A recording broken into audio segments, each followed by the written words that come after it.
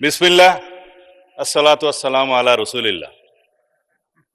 মাননীয় স্পিকার,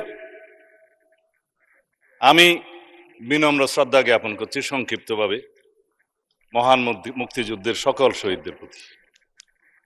2026-এর ছাত্রগণ অভ্যুত্থানের 2024-এর ছাত্রগণ অভ্যুত্থানের সকল শহীদদের প্রতি, বাংলাদেশের সকল গণতান্ত্রিক আন্দোলনে যারা শহীদ হয়েছেন তাদের সকলের প্রতি শ্রদ্ধা নিবেদন করি। শহীদ রাষ্ট্রপতি জিয়াউর রহমানের প্রতি, যিনি দেশের মহান স্বাধীনতার মহান ঘোষক। শ্রদ্ধা নিবেদন করি দেশনেত্রী বেগম খালেদা জিয়া, যিনি গণতন্ত্রের মা এবং আপসহীন দেশনেত্রী খেতাব পেয়েছেন। আমি সকল জাতীয় নেতৃবৃন্দের প্রতি শ্রদ্ধা নিবেদন করি, যারা বাংলাদেশের মুক্তিযুদ্ধের প্রাক্কালে এই দেশের স্বাধীনতার জন্য সংগ্রাম করেছেন, ভূমিকা রেখেছেন। আমি আজকে নতুন করে আবিষ্কার করলাম আমাদের মাননীয় সংসদ সদস্য জনাব আব্দুল্লাহ মাহমুদ তাহের, শিশু মুক্তিযোদ্ধা। তাকে আমি স্বাগতম জানাই। আমাদের সম্মানিত, আমি সবাইকে সম্মান প্রদর্শন করতে কসুর করি না মাননীয় স্পিকার। আমাদের মাননীয় বিরোধী দলীয় নেতা নিজেকে শহীদ পরিবারের সন্তান দাবি করেন, সেটা আমার ভালো লাগে। কয়েকজন মুক্তিযুদ্ধ ওই পারে আছে। আজকে ইতিহাসের একটা ফয়সালা করে দেওয়ার মতো একটা বিষয় আমি মনে রেখেছি, যদি সময় পাই এটা নিয়ে আর কখনো বিতর্ক হওয়া ঠিক হবে না।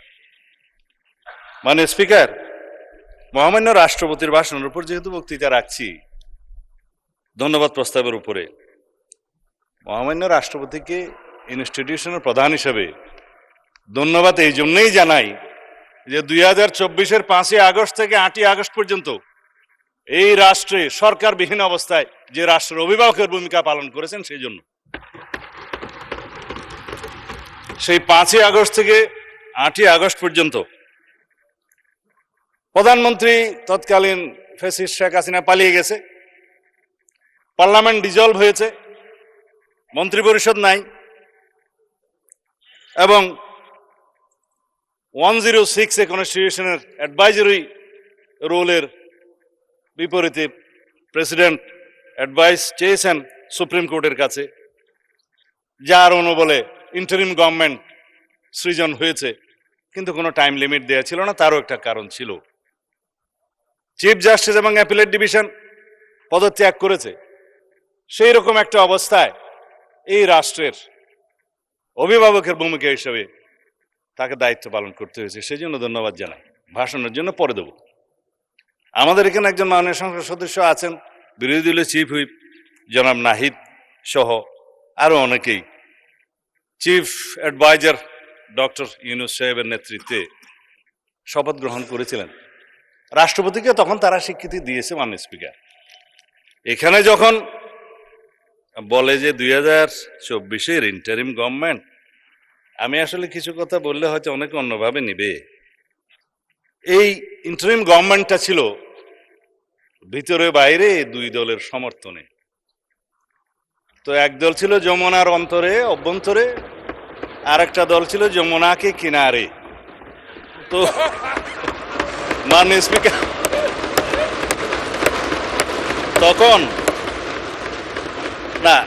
তখন তারা এখন বলতে পারে যে আগে কি সুন্দর দিন কাটাইতাম, এখন নাই।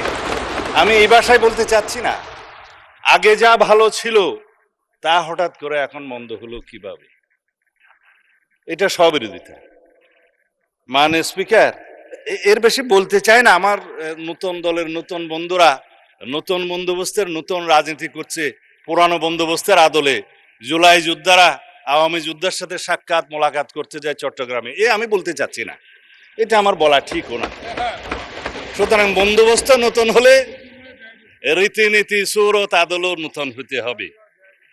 এটা মানে স্পিকার, আমি অনুরোধ করব যাতে এগুলাতে কেউ মনে না করে আর কি। যাই হোক, সেই অন্তর্বর্তীকালীন সরকারের মেয়াদ তো একটা অনির্ধারিত না হলেও এটা নির্ধারণ জনগণ করে দিয়েছিল। কেউ নির্বাচন তখন চায় নাই, কিন্তু নির্বাচন আদায় করে নিতে হয়েছে। মানে স্পিকার, এখানে সেটা দেশের ইতিহাস সাক্ষী দেবে। তো সুতরাং ওই 4 দিনের সরকার, 4 দিনের দুনিয়া। তো এখন বলতে গেলে যে उम्र दराज मांग के लाए थे 4 दिन, 2 अर्जों में काट गए, 2 इंतजार में, এখন খতম হোগে। তো এটা হচ্ছে শের, আমার কথা না। এখন আমি বাস্তবে আসার জন্য বলছি, আমরা একটা গণতান্ত্রিকভাবে নির্বাচিত সরকার, একটা ঐতিহাসিক নির্বাচন হয়েছে, সারা বিশ্ব স্বীকৃতি দিয়েছে। যারা ইলেকশন অবজারভার্স এসেছিলেন ইইউ সহ সমস্ত দুনিয়া থেকে, তারা সবাই বলেছে বাংলাদেশে একটা সুষ্ঠু শান্তিপূর্ণ নির্বাচন হয়েছে। গত পরশুদিন ইইউর নির্বাচন পর্যবেক্ষণ মিশনের চূড়ান্ত প্রতিবেদন দাখিল হয়েছে, আমাদেরকেও দিয়েছে, মাননীয় বিরোধী দলীয় নেতার কাছেও দিয়েছেন। তো তারা বলেছেন নির্বাচন বিশ্বাসযোগ্য, কোনো ইঞ্জিনিয়ারিং দেখা যায়নি। গতকালকের পত্রিকা 1টা 2টা 3টা, আমার কাছে আর বেশি পত্রিকা নাই। কিন্তু মাননীয় বিরোধী দলীয় নেতা এক জায়গায় শেকায়েত করেছেন যে হ্যাঁ, বিএনপি সংস্কারের বিষয়ে টালবাহানা করছে। তা আমি এখন পত্রিকাগুলো ফেলে দিলাম। তিনি আবার বলেছেন যে কোনো দলিলপত্র কাগজ ছাড়া, স্পেসিফিক কোনো কিছু ছাড়া যেন কথা না বলি, কয়েকদিন আগেও বলেছেন। আমি যা বলতে চেয়েছিলাম সেটা বলতে গেলে অনেক সময় লাগবে, বলতে পারছি না। তারপরেও বলি, মানে স্পিকার, এখানে তো ইতিহাস চর্চা অনেক হয়েছে, তো ইতিহাসের আকাশে তো অনেক তারা। বলেছেন 1947-এ মাওলানা মওদুদী সাহেব পাকিস্তানকে চেয়েছিলেন।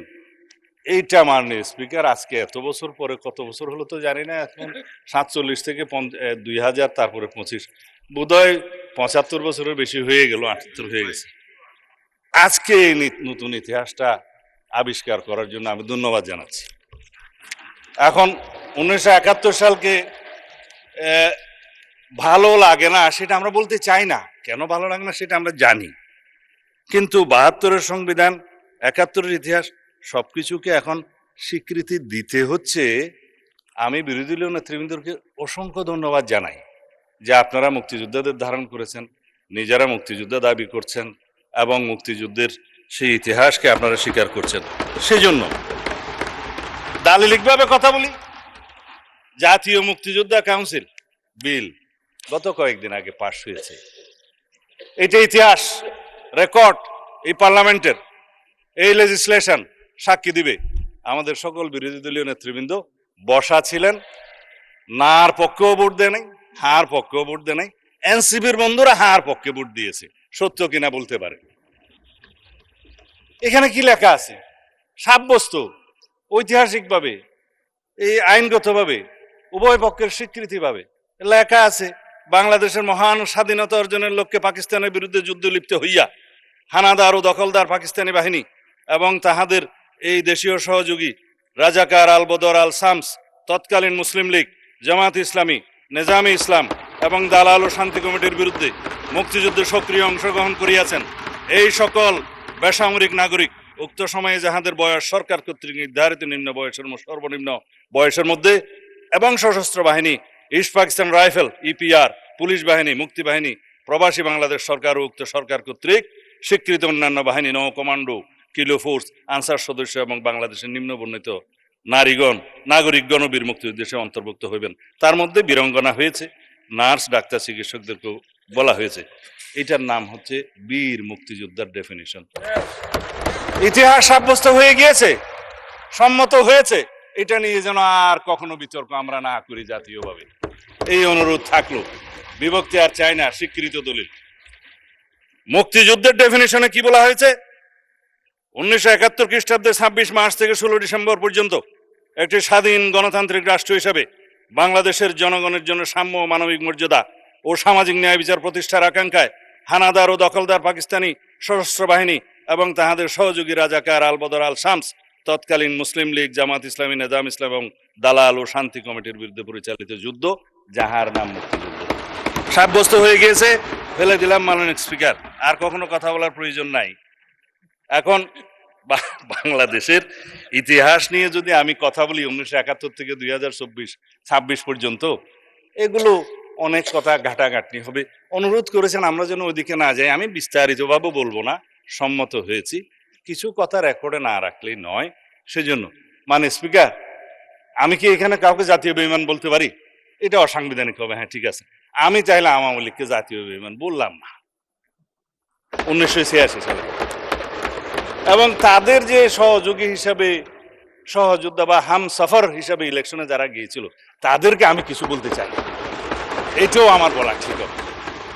এখন আসি মাননীয় স্পিকার, এই সংসদে কথা বলবো বলে ইমোশনাল একটু বক্তৃতা দেই। কতকাল অপেক্ষা করেছি। আমার ক্ষেত্রে সেটা 19 বছর, আপনার ক্ষেত্রে কত বছর জানেন? 19 বছরই হবে। মাঝখানে এই সময়গুলোর মধ্যে কত পানি গড়িয়ে গেছে মাননীয় স্পিকার, কত সংগ্রাম, কত ত্যাগ, কত রক্তদান, গুম খুন। আমি নিজে গুম হয়ে নির্বাসনে থেকেছি 9.5 বছরের মতো, বিদেশে গিয়ে জেল খেটেছি।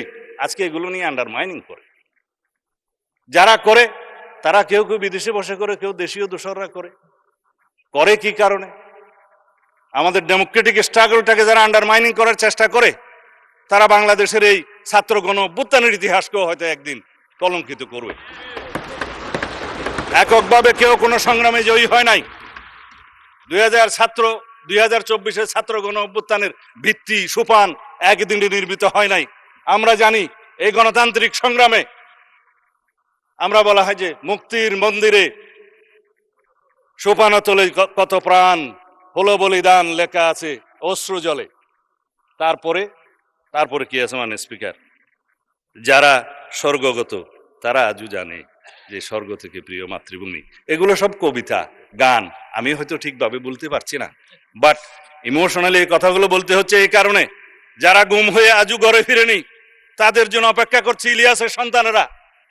তার সঙ্গিনী এখনো বাতায়ন খুলে বসে থাকে তার স্বামী কোনোদিন আসবে বলে। আমরা তাদের কাছে কি জবাব দেব? আমার স্ত্রী সন্তানরা যেমন একটা আমার অনিশ্চিত জীবনের সময় অপেক্ষা করেছে, আমি বুঝি সেই ব্যথা। আর কেউ বুঝুক বা না বুঝুক, কবরের মতো একটা জায়গায় 5 ফিট বা 10 ফিটের জায়গায় ছিলাম। আমাদের এখানে আরো অনেক সহপাঠী আছে, সহকর্মী আছে, ব্যারিস্টার আরমান আছে, আর অনেকে আছে যারা সেই গুমের শিকার হয়েছে, যারা ফাঁসির কাস্টে ছিল। তাদেরকে কি জবাব দেব? আসুন আমরা এমন একটা বাংলাদেশ বিনির্মাণ করি যার প্রত্যাশা আমাদের শহীদরা করেছেন, যার আকাঙ্ক্ষা আমরা করেছি, যার আকাঙ্ক্ষার 71-এর শহীদরা করেছেন। এখন 2024-এর বিষয়ে আমার তরুণ বন্ধু সংসদ মাননীয় চিফ হুইপ বিরোধী দলের বলেছেন, আমি কিছু পয়েন্ট নোট করেছিলাম, আমার সৌভাগ্য হয়েছিল তার বক্তৃতা শোনার। আমি অ্যাপ্রিসিয়েট করি, আমরা এমন পার্লামেন্টারিয়ানদেরকে চাই যারা ভবিষ্যতে এই পার্লামেন্টকে লিড করবে। গ্রোমিং হবে,